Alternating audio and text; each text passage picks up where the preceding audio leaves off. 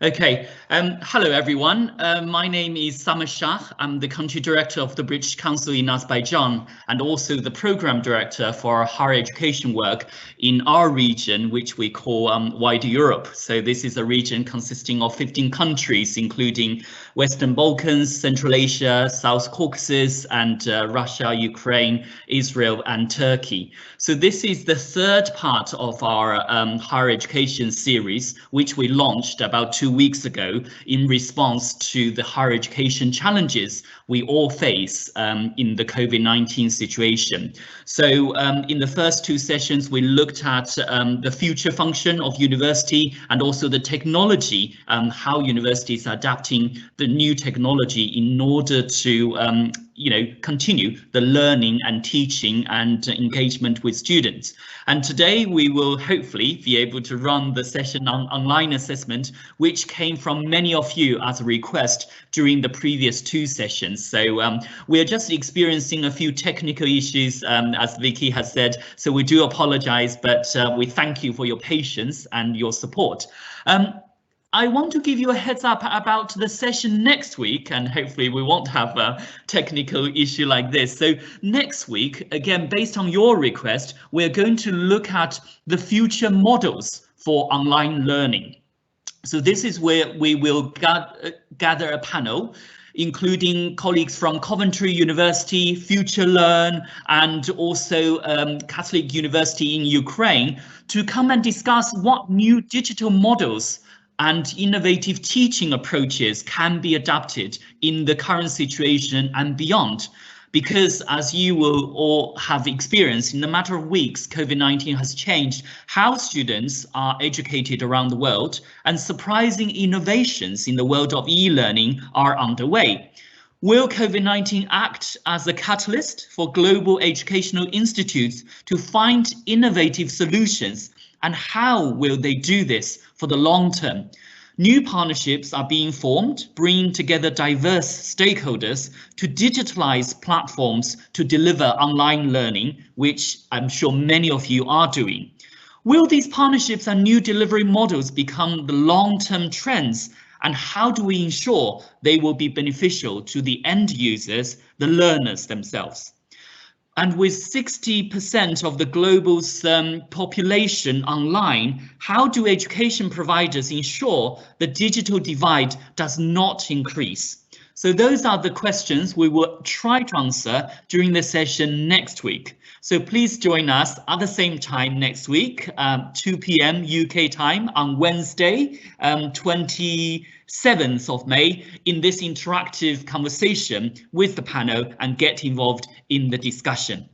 So as you may also know, our Higher Education Dialogue series will continue like this week after week until the end of July. So do stay tuned and watch out for the invitations we'll be sharing with you, and including our social media posts and from British Council colleagues, so that you can join the relevant session and help us spread the word.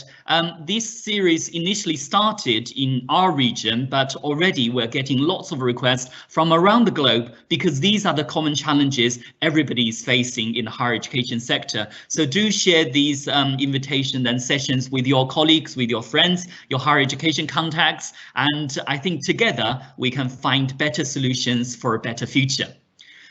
So thank you. I'll hand back to Vicky.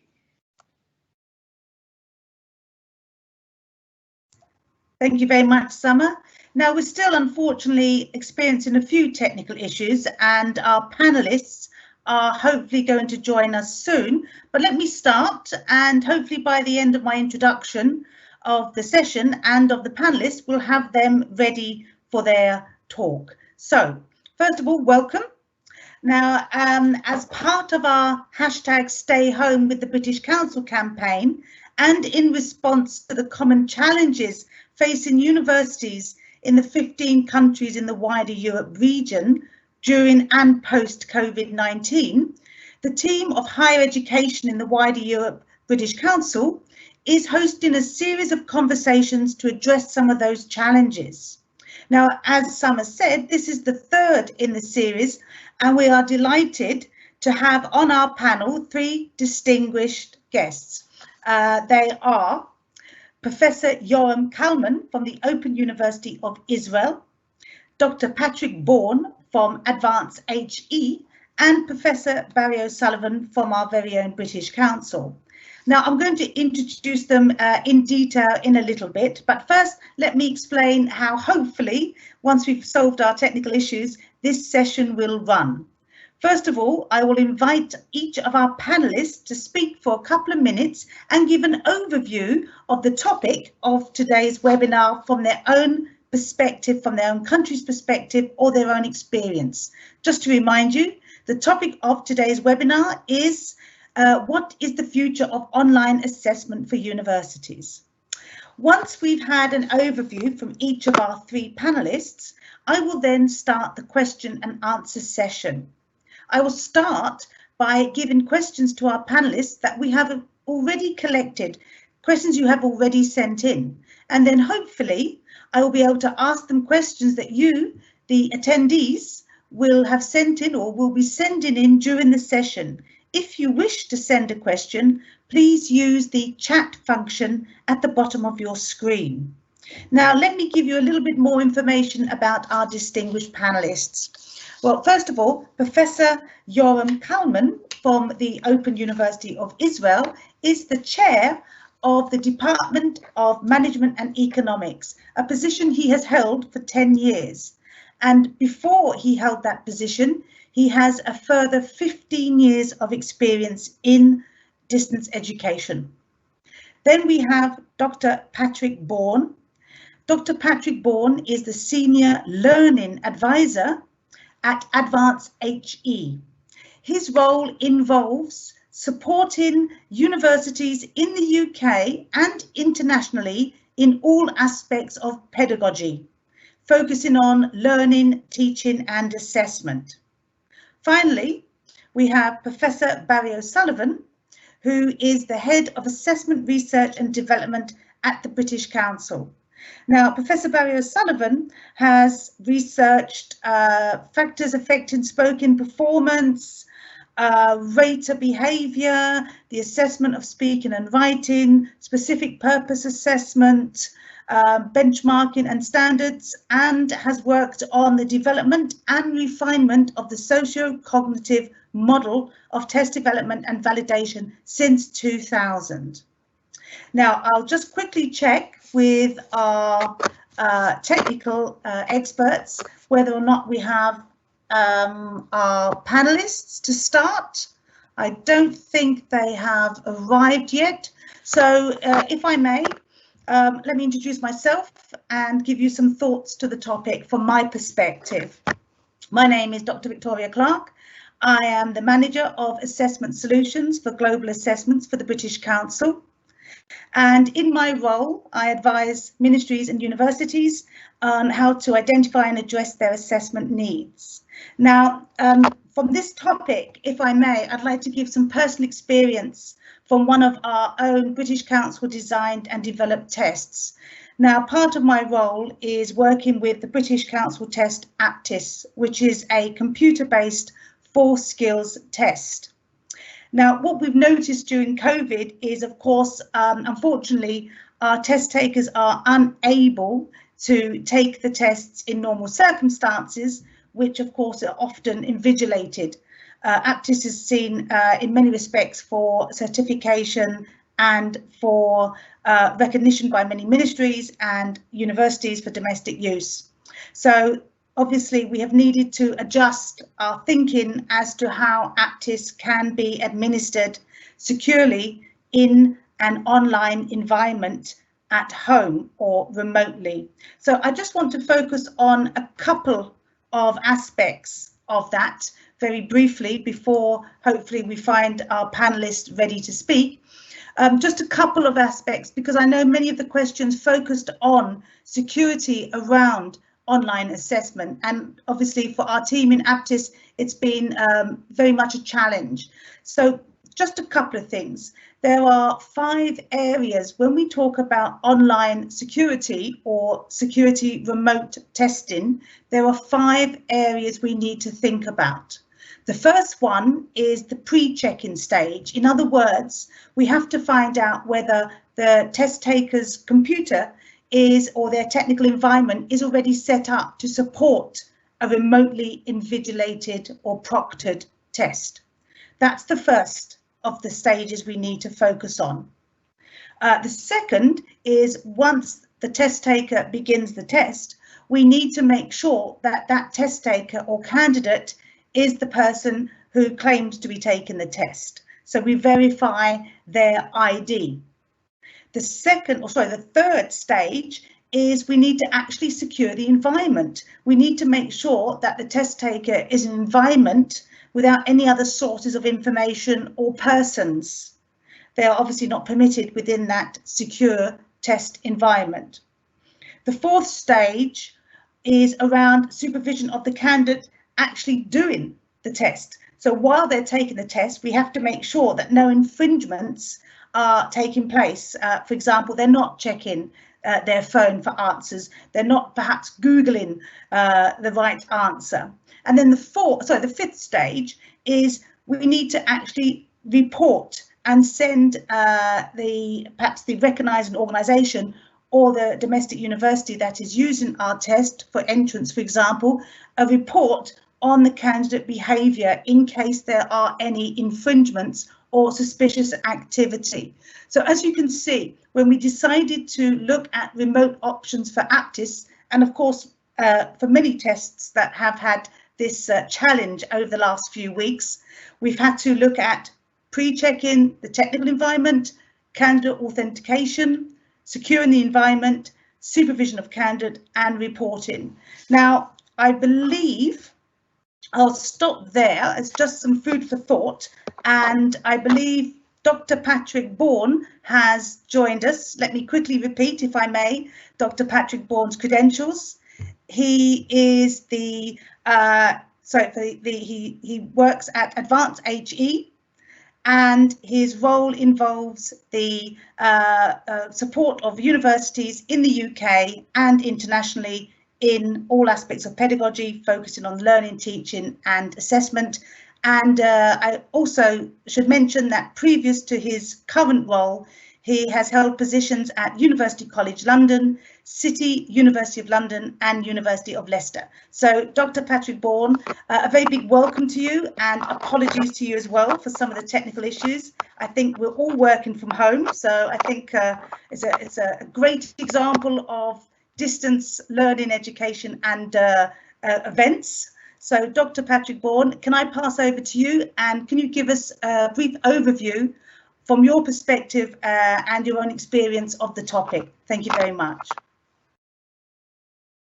1 minute, Dr. Patrick, I can't hear you. One second. Hello. You should be able to hear me now. Yes. Brilliant. Okay, well, first of all, just to send my appreciation to you and your colleagues for a very determined effort to get at least some of us online. That must have been quite difficult. Anyway, if everybody can hear me, I'll talk for a few minutes. I believe I've got a maximum of 5 minutes, somewhere between 3 and 5.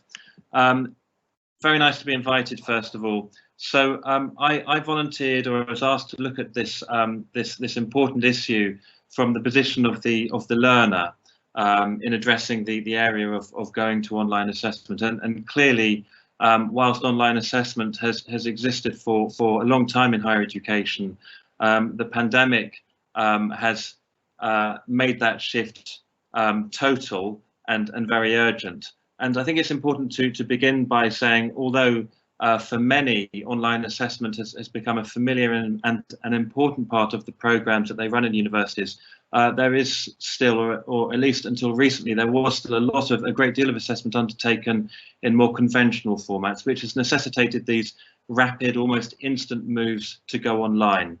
And clearly that has implications for everybody. But I just wanted to get into the head of the learner in the little bit of the time that I've got. And I think in addressing assessment online, and I'm including feedback issues here as well, there are kind of two themes I would want to point to. The first is the area of pedagogy, and the second is the area of principles.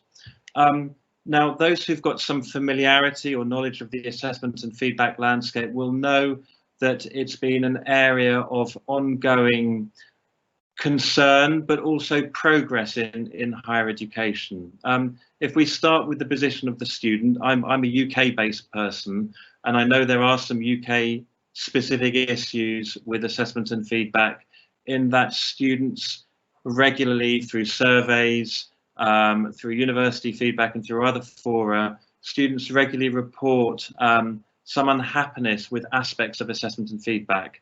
And that has been an ongoing issue in the higher education sector over here. But I know that although, whilst I'm at risk of being UK-centric, which I don't want to be, those problems and challenges apply to many other countries as well. So it remains an area of challenge anyway for universities and the sector. Breaking that down, I think the areas of both progress and concern in assessment and feedback that apply anyway are over-assessment. In other words, the undertaking of too much summative assessment, the number of assessment methods we use. Do we use enough of a mix of assessment methods to account for the highly diverse nature of the learner base? Some universities are doing very well, others perhaps work still to do. The third point in terms of pedagogy is moving towards assessment for learning rather than just assessment of learning. Now, I think progress has been made here by universities, and it's been recognised to some extent that in undertaking assessment, we're not just trying to test students or work out what degree to give them. We are actually trying to encourage them or enable them to learn through the assessment as well. Linked to that is the area of managing the balance between formative and summative assessment and developing assessment and feedback literacy amongst both students and staff. When I refer to assessment and feedback literacy, what I refer to there, as again I'm sure many of you will know, is the vitalness of students understanding why they're being assessed, how they can make use of the assessment process so it becomes a part of their learning process, and also understanding how individual assessments work. So why do I raise all of those issues? Well, I raise those issues because they are underlying important and ongoing issues and challenges in assessment anyway. And we've made some progress, but there's still work to do. And as more countries move to fee-paying regimes in their higher education, so the importance of those issues increases because student expectations change. Now, the issue of the pandemic has distracted us to an extent because there's been a great rush to move everything online to be able to carry on providing appropriate learning-based assessments for students. The point I'm trying to make here is that we must ensure that those broader issues of assessment remain in the foreground in spite of this urgent need to move everything online. So that's the first area I wanted to briefly point to. If I've got a bit of time, the second area, I suppose, is more obvious, and that is what I call principles. By moving everything online, we don't get to see our students, or we don't get to see them. We don't get to see them so much. The issue here is that we still need to account for equity and diversity issues that students will have, as well as student support issues. So when we see them face-to-face periodically or every day, if a student has a particular need or doesn't understand an assessment, there are fairly well-established mechanisms for them to contact us. However, with that sort of face-to-face contact gone, we need to find other ways to account for student needs, student development concerns, and so on. In particular, there are two areas which I think we need to be mindful of, which we could slip on if we're not careful. And these are direct consequences of the pandemic making everybody work at home. The first is one of what we would call digital equity. The point I'm making here is that students who are learning, who are being expected to undertake these assessments, will have very different access to digital resources from one another. Some will probably be in large homes with many devices, good broadband, able to get into a room and work on their own. They'll be happy probably to continue as was. Other students may be in very much more challenging situations. There may be just one device in the home. They may not have good broadband. They may have to share the resource with other members of the household. So these issues become absolutely fundamental to how we manage assessment. When everything is online, those issues get exacerbated, and we need to start thinking about them further. The other issue raised by the pandemic from the kind of principles point of view is that of what I would call is called temporal equity. And that's a little bit more subtle, but as you'll know, the pandemic has affected different people in different ways. There will be, as a result of the pandemic, many people with heightened caring responsibilities. It might be for some that their children are at home and they are therefore home educating. They therefore need more time to undertake their assessments. For others, there may be an elderly relative who they're caring for. The same point applies. So time schemes of assessments also need to be taken into account. And finally, on this principles point, for many, isolation, loneliness, the need for greater student support will be an issue as well. And I think universities need to consider how those issues can be accounted for in the current environment.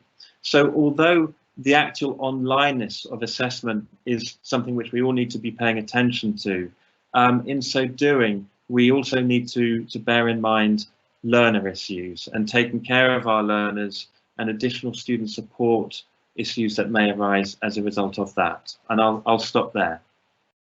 Thank you very much, Patrick Bourne, Dr. Patrick Bourne. Now we have managed to get Professor Joachim Kallmann finally into the discussion. Let me introduce you once more. I've introduced you, but just let me introduce now we can all see you. Professor Joachim Kallmann is the head of the Department of Management and Economics at the Open University in Israel, a position he's held for 10 years. And as I mentioned before, he has a further 15 years of experience previous to that in distance education. So thank you very much for joining the conversation. And can I now ask Professor Joachim Kallmann to give us his thoughts and overview of the topic? Thank you. Thank you very much, Vicky. I'll tell you a little bit about the Open University of Israel. We have about 47,000 students, about a third of which actually traditionally study online. So when the COVID crisis began in March, and the whole country was directed to self-quarantine, we were just a few days before the beginning of our second semester. It took about 5 days to get most of the students to online classes, and within less than 2 weeks, we had 100% of the students online. But of course, this is not the focus of this session. Our challenge was examinations, and traditionally, regardless of how students study, whether it's online or face-to-face, our examinations were traditional examinations, our undergraduate exams, traditional face-to-face exams. And the exams as we scheduled for March simply had to be canceled. There were about 30,000 exams that were just postponed. A few of our courses already offered examinations, home-based examinations in April and May. Most of the other courses will offer exams in June, and most of the other courses will also have take-home exams in July and in August. So this huge, very fast shift to home exams, once again, I'm shifting some stuff on my screen, basically posed a huge number of challenges. I'll just focus on a few, and I'll tell you basically what options we offered our students. One option was traditional exams that students actually downloaded, took the exam, and then uploaded their exam notebook. We also had some more sophisticated quiz questions on computer-based exams that allowed more options such as shuffling of multiple choice questions and responses, random assignment of questions, etc.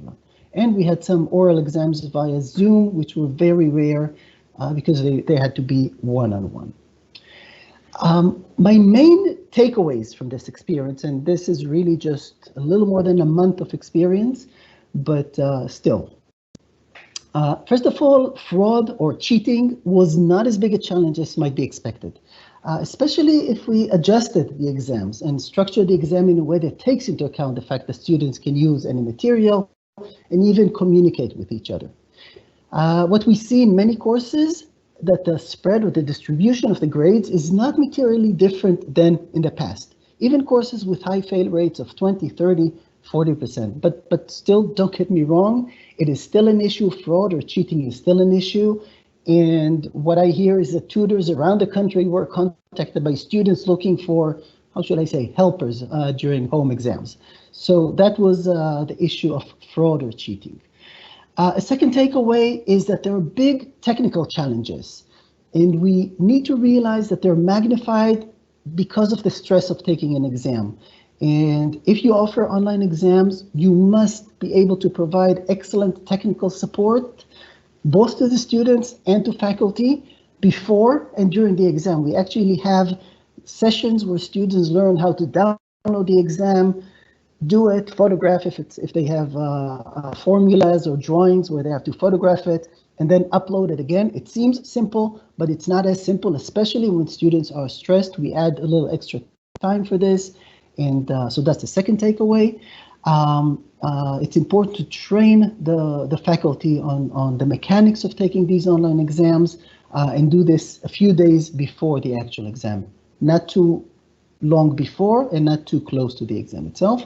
And the third aspect is, of course, to train faculty how to develop appropriate exams, and also the technology. Even faculty need some instruction in technology. Don't take it for granted. It seems simple. It's not, especially when you're stressed, when it's the first time you're doing this. Yeah, so these are my three big takeaways, and I'm looking forward for more information from my colleagues. Thank you very much, Professor Yoram. If I may, I'll quickly summarize some of the main ideas I heard from both Dr. Patrick Bourne and Professor Yoram Kalman, and then I shall invite both to answer a couple of questions that we have already received. So I think Dr. Patrick Bourne mentioned very much, and very much close to my heart, as my role that certainly involves assessment, is the need not to neglect the basic principles of assessment in terms of a good assessment cannot be obviously just put online. There are other considerations, but the quality of the assessment must remain.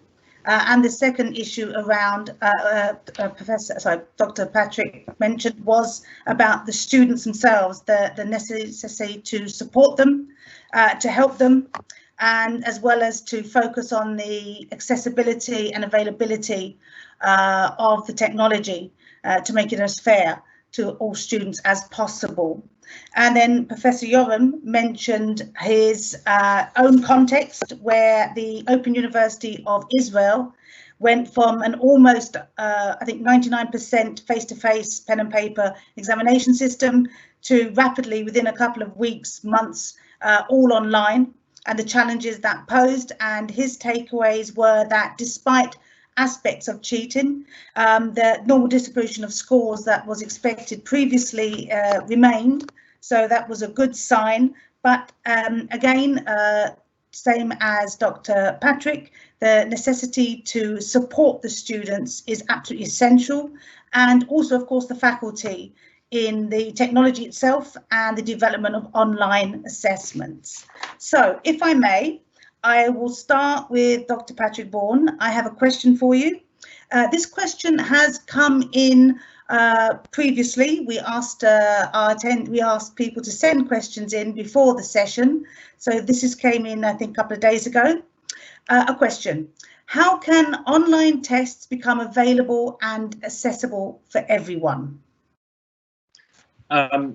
Yes, just checking everybody can hear me. Yes.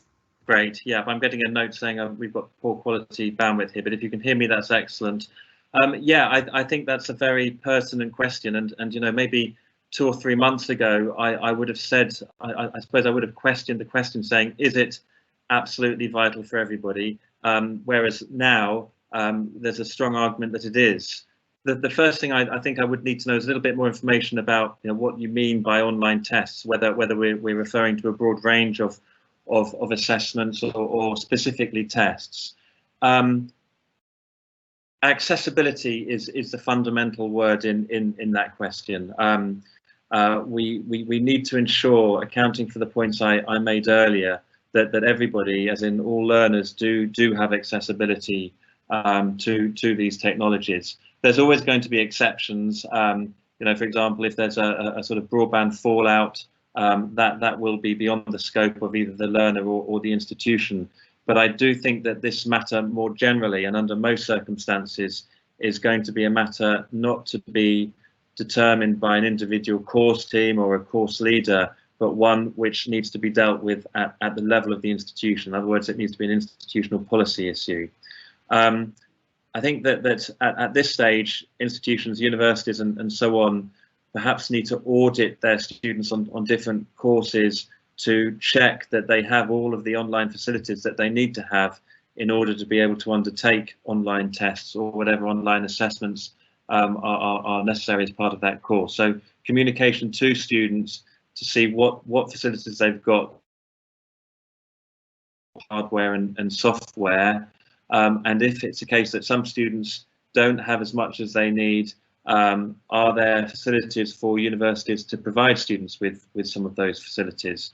There may be government grants available, there may be institutional grants available, and of course when hardware or software is ordered en masse, it does become cheaper. So I think in sum, this is an area predominantly for the institution, but it's also an area where communication with students is important, and where, as I mentioned before, additional student support might be needed as well. So I hope that gives a sort of some sense of the issues which I think are important there.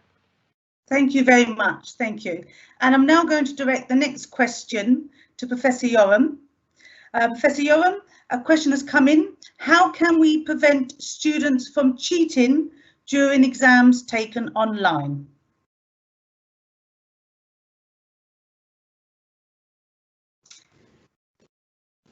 Yeah, I have to unmute myself, sorry. Yeah, well, that's a big question. How can we prevent students from cheating, period, is of course the biggest question. And when it goes online, it's not much different. But in principle, there are two things we want to do. On the one hand, we want to increase the difficulty to cheat, to make it more difficult to cheat. On the other hand, we want to lower the incentive to cheat. And these are two different things. And if they work together, we're usually in better shape. And I also want to clarify what we're talking about when we talk about cheating. I'm mainly talking about colluding, students colluding with each other, which of course is different than collaborating, because sometimes we want them to collaborate even during exams and etc. But we're talking about colluding. Another form of cheating is having a private tutor do the work for you. This is much more difficult to deal with unless we can identify who is sitting in front of the computer, and there are systems that do that. But I'm just going to mention them briefly, and I am going to focus on the issue of colluding between students. So, a first rule of thumb is that better exams, and I'm sure Patrick will agree with me, better exams are simply less susceptible to cheating. If it's very susceptible to cheating, it's probably not a good exam. It's just based on, you know, spewing back information that we gave students and stuff like that. There, it's actually easy to cheat. So, you know, let's have good exams.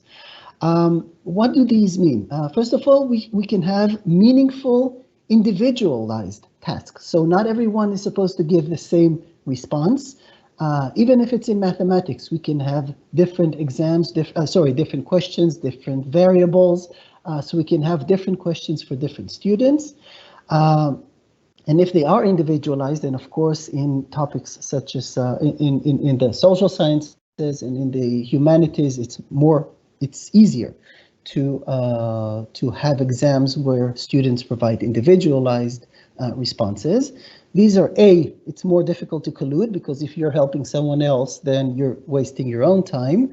And it is also meaningful. And if you're doing a meaningful task, you're probably less inclined to cheat. So that's one idea. Another one, more technical, mechanical, is randomized questions and randomized answers. They make it more difficult to collude, because by the time you find out how your question is similar to someone else's question, you've wasted a lot of time. A third tool is oral exams or even oral audits. So if students know that 10% of the students will then be contacted and talk and interviewed about the exam they just did, it will be a way to probably disincentivize them from colluding. Another tool is pass-fail grades. If you just get a pass and fail, if it is sort of a competency test, again, the motivation to cheat is lower. But there are different cultures about pass-fail grades. In my country, they're not, they don't look good on your grade sheet. In places like North America, it's very common, so it really depends on your local culture. And there are two more things I want to mention. One is there are a lot of tools for distant proctoring, where there are these tools that have video and audio and artificial intelligence that tracks the students, very, very intrusive, very surveillance oriented, but there are ways to proctor students while they're at home. These are highly controversial tools, but they are available. And finally, most importantly, a culture of trust is one of the best ways I know to disincentivize cheating. If we show students that we trust them, usually they will respond with more honesty. So that's my 2 cents. Thank you very much. Now I have another question that's come in to direct to Dr. Patrick Bourne. Patrick, very interesting question for you. The question is, formative assessment is better than summative assessment. Do you agree? Okay, that is an excellent question, as you rightly point out, and I think it's a very good question at any time. But I suppose now is a good time to raise it with the terrain somewhat shifting. Do I agree that it's better? I think that there is a difficulty in that sometimes summative assessment is demonized amongst people. So I'm going to be very, very slightly controversial. And I'm going to just briefly defend summative assessment before I give a slightly fuller answer after that. I think the point to remember is that we do need summative assessment. We need summative assessment to check that students have fulfilled learning outcomes and therefore to award them their degrees ultimately. We also needed, of course, to determine what level of degree a student should be awarded or any other qualification. And we also need summative assessment to fulfill overall quality purposes of our courses.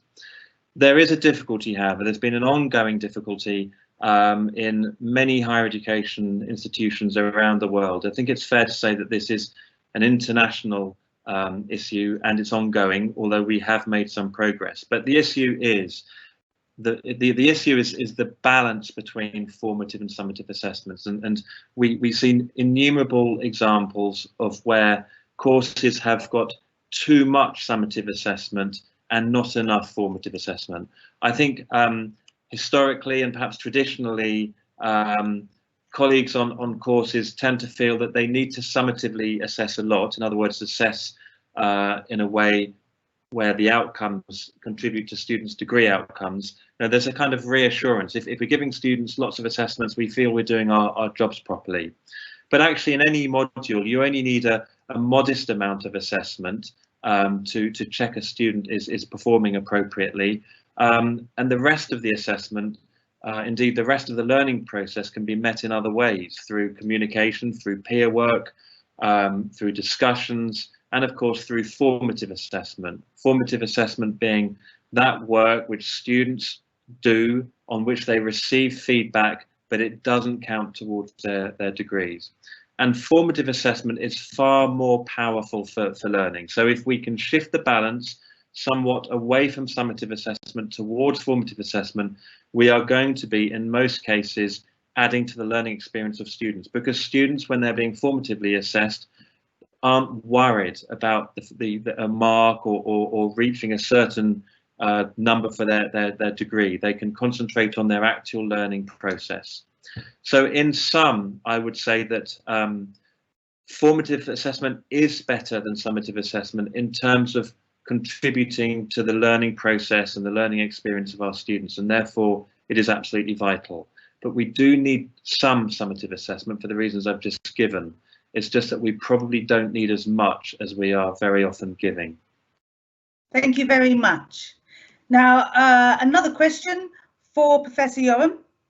Professor Yoram, what kinds of educational platforms are useful for teaching and learning? Right, thank you. Teaching and learning is more general than assessment. And of course, I work with people who spend all their life trying to answer this question. Briefly, first of all, here at the Open University, we use Moodle. Moodle is one of the open source learning management systems. And not just because I'm with the Open University, I'm a big believer in open software, especially when it comes to educational platforms. But there are some caveats that I'll mention soon. So first of all, there are many tools. I would opt for open ones because usually they're more flexible. But, and this is an important caveat, don't use educational platforms out of the box. You should be able to customize them, and you should have the technical support or the technical team to customize it to your own needs. Education is not water or a water pipe. Standards don't work here. There is no standard way to teach, and different universities have different needs. And the ability to customize your tool is critical.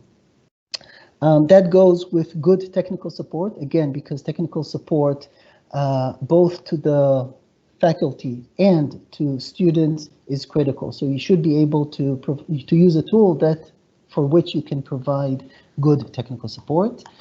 And lastly, don't look for bells and whistles. They're not that important. Most educational platforms are used in a relatively simple way, because if it gets complex and there are a lot of bells and whistles, students get lost, faculty don't use all of these features.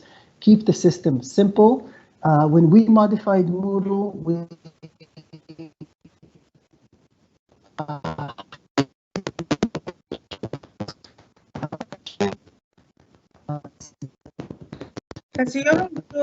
we're losing you, unfortunately.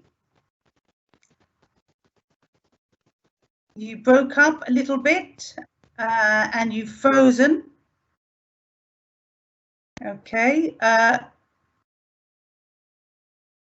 Okay, I think we've lost the hearing, but I think, thank you very much. I think we got the essence of your. Yes, I covered the essence. Thank you.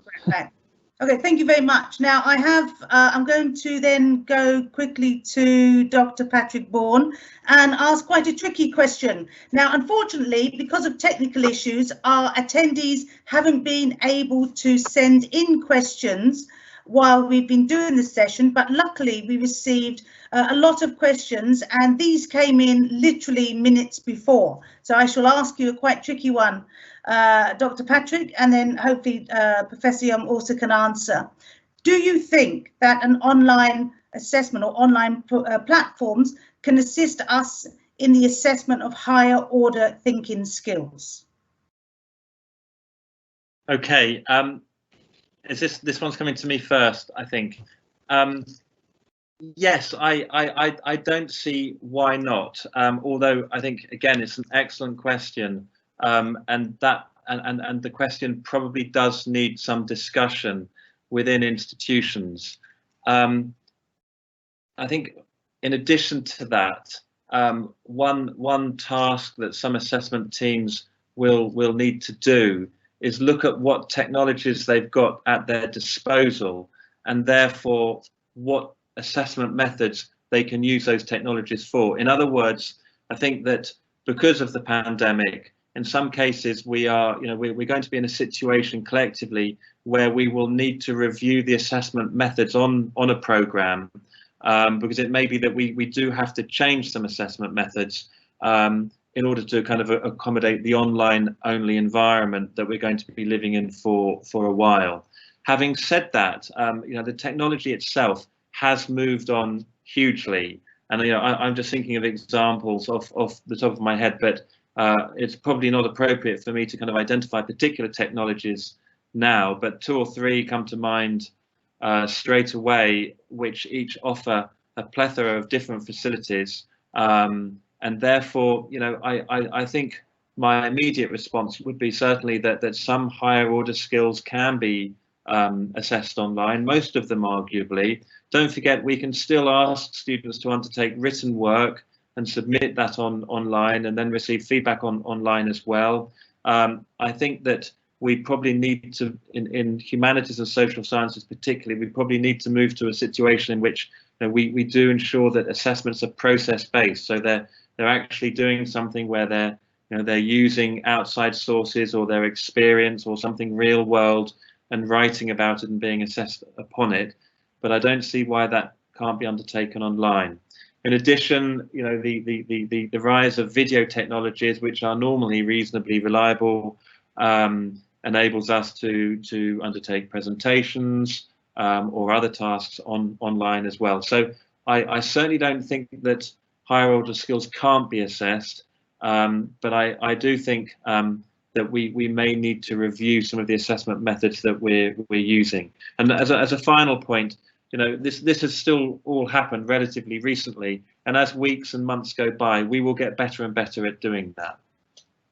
Thank you very much. Now, can I just ask Professor Yoram to have a couple of words on the same topic, whether online assessment can actually boost our possibility of assessing higher order thinking skills? Yes, of course. I have very little to add to what Patrick mentioned. I fully agree with Patrick, and I would actually add, because we're talking about assessment, and we did mention issues such as cheating and fraud.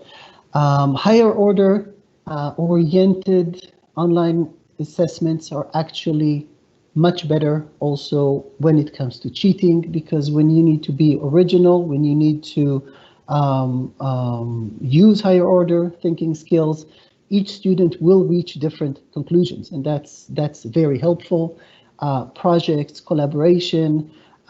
So in fact, online teaching actually encourages better assessment because it's easier or it's more enabling of examinations of higher order thinking skills. So in that respect, I'm a big fan of such assessments. And I know of fully online programs that just don't have any other forms other than online assessments where higher order thinking skills are the key skills that are being assessed. Thank you very much. Now, I think we've come nearly to a close, and I'd like to take this opportunity to first of all thank the panelists very much for their patience, especially at the beginning when we were experiencing some technical issues. So thank you very much, Professor Yoram and Dr. Patrick. Thank you very much for your comments and again for joining us in this conversation. And most of all, I'd like to thank the attendees for their patience and also for their willingness to remain online while we sorted everything out. Now, it's just leaves me to ask our country director, Azerbaijan, Summer Shia, back to talk about next week's event. So, Summer, are you there? Yes. Yes, I'm here. Thank you very much, Vicky, and I echo your appreciation and thanks to all the panelists and the participants today. I know that we are experiencing a few technical issues today, so thank you for your patience. This is our first time broadcasting using Microsoft Teams, and I'm sure we will get better. So do come back next week at the same time, 2 p.m. UK time, so that you can join the discussion about the future models for online learning. And if you have any other questions or suggestions, don't hesitate to contact our British Council colleagues in your country or send us notes on our social media platforms. So thank you once again, and back to you, Vicky. And thank you. So I'd like to now close this session, and I hope everyone enjoyed the conversation from our two panelists, and we look forward to seeing you next week. Thank you again, Professor Yoram Cullum and Dr. Patrick Bourne. Thank you very much. And goodbye to everyone. Bye-bye.